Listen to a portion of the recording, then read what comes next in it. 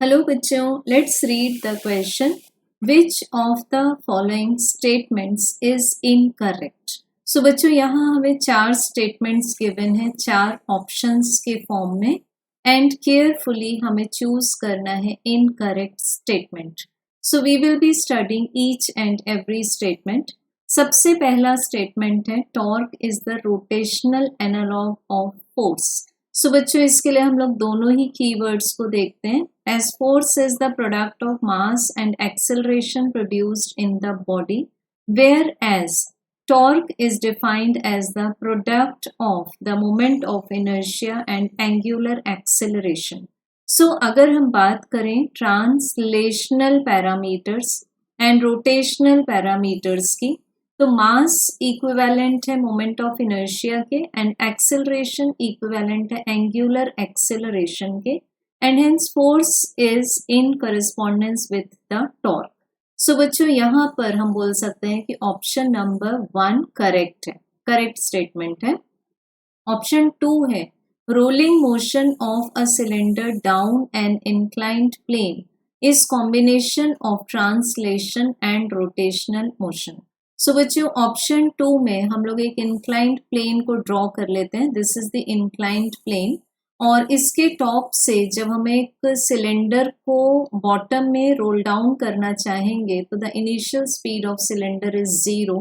अब बच्चों, इस पॉइंट को बोलते हैं पॉइंट ऑफ कॉन्टैक्ट. सो ये पॉइंट एक एक सर्कमफरेंस कवर करेगा 1 फुल रिवॉल्यूशन में, means this is without sliding. So यहाँ पर इसकी जो टोटल काइनेटिक एनर्जी होगी that will be equal to the sum of rotational and the translational kinetic energy. So rolling motion में दोनों ही एक्शंस इन्वॉल्व हैं. So statement 2 is also correct option. Then check करते हैं बच्चों हम लोग statement number 3. If the effort arm is larger than the load arm the mechanical advantage is lesser than 1. So बच्चों, इसके लिए हम लोग इस पूरे मैथमेटिकल डेरिवेशन को चेक कर लेंगे. एस हम लोग मैकेनिकल एडवांटेज को डिफाइन करते हैं सबसे पहले तो load to be raised and divided by effort to be applied. So effort को मान लेते हैं E, लोड को L. Let this be equation number 1. अब अगर हम यहाँ अप्लाई करें प्रिंसिपल्स ऑफ मशीन्स, क्योंकि मैकेनिकल एडवांटेज की बात करते हैं हम मशीन्स में, मैकेनिक्स में, जब हम किसी भी एक्शन को सिंप्लीफाई करना चाहते हैं with the help of forces. So we take the product of effort and effort arm as equal to the product of load and load arm. अब बच्चों, यहाँ से जब हम डिवाइड करेंगे we get load divided by effort and this is equals to effort arm divided by load arm. अब बच्चों, अगर हम इक्वेशन नंबर 1 से कंपेयर करें तो लोड डिवाइडेड बाय एफर्ट क्या है हमारे पास में, मैकेनिकल एडवांटेज है.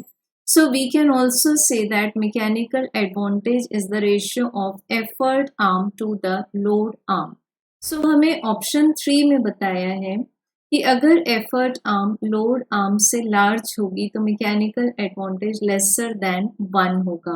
So we can say that this statement is completely incorrect, क्योंकि अगर numerator denominator से greater होगा तो definitely mechanical advantage will be more than 1.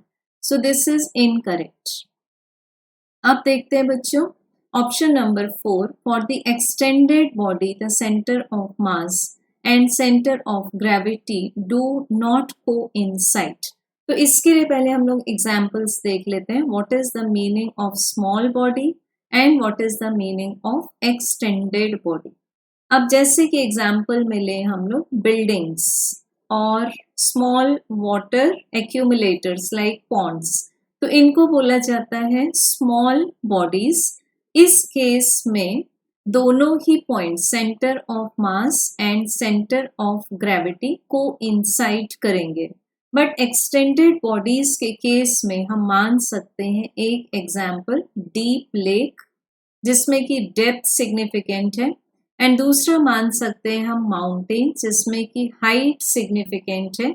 इस केस में centre of mass and centre of gravity को इंसाइड नहीं करेंगे, they will be depending on the variation of depth or height in the following cases. So we can say that option number 4 is also correct statement.